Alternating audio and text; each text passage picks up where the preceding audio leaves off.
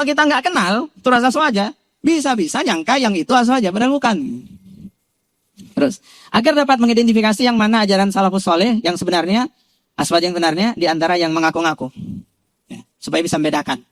Mana aswaja yang asli, yang mengikuti salafus soleh, yang salafi, dengan yang bukan. Oke. Salafi itu siapa? Salafi itu kita. Ahlussunnah wal Jamaah. Kita. Kalau saya dan akhina Kiai Ma'ruf ini punya metode yang berbeda. Kalau beliau mengucap Wahabi itu sebagai Salafi, kalau saya tidak pernah. Saya Wahabi ya, saya sebut Wahabi Taimi. Kenapa begitu? Kalau saya sebut Salafi, berarti saya ridho mengakui mereka sebagai pengikut Salafus Saleh. Padahal mereka bukan. Mereka itu puncak keilmuannya ada di Muhammad bin Abdul Wahab dan Ibnu Taimiyah.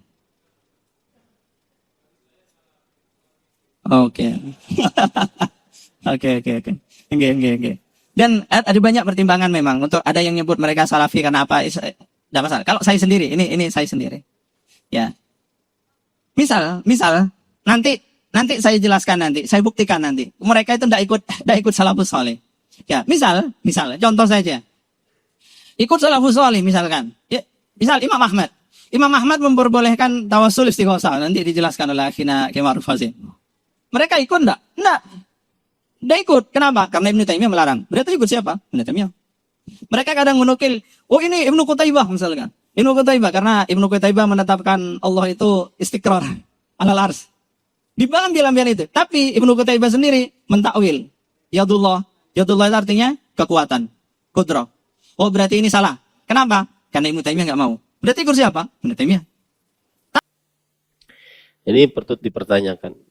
Dan saya khawatir kalau ada orang yang mengajak kepada Al-Quran dan Sunnah dengan pemahaman para sahabat Nabi, kemudian diberikan gelar-gelar seperti Wahabi, khawatir ini adalah bi'sal ismul fusuq ba'dal iman. Wala tanabazu bil alqab. Janganlah kalian memberikan gelar-gelar yang buruk. Ya, gelar-gelar yang buruk.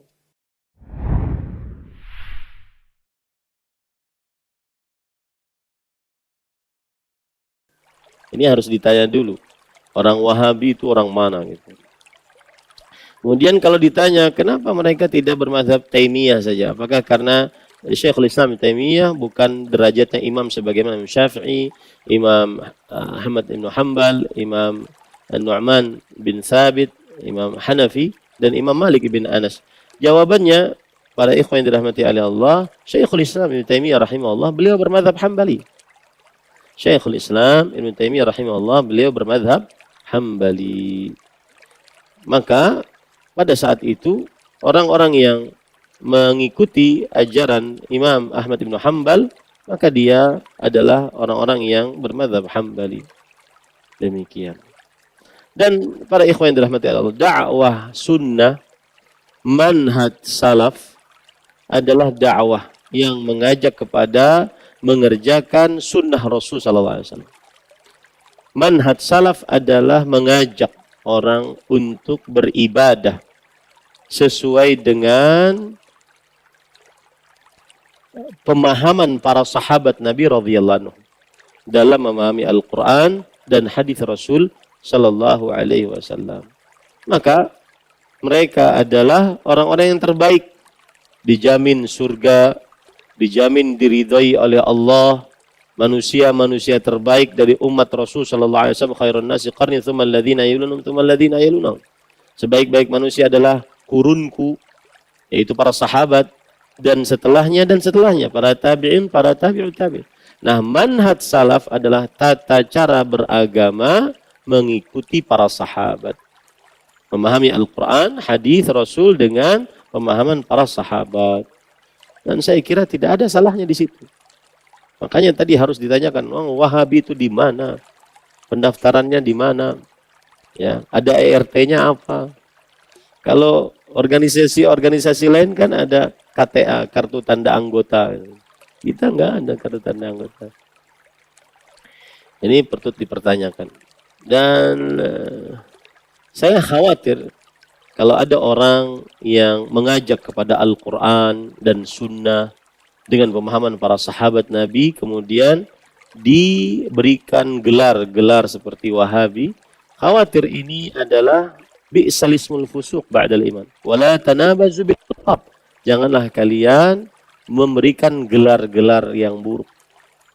Ya, gelar-gelar yang buruk. Adapun yang sudah mengenal dakwah, cukup bersabar, tidak usah dilawani. Ya, bawa betanang aja. Tidak usah dilawani, ya.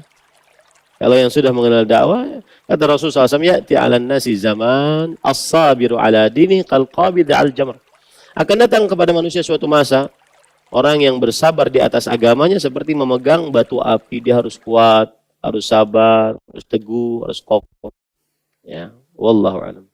Assalamualaikum warahmatullahi wabarakatuh.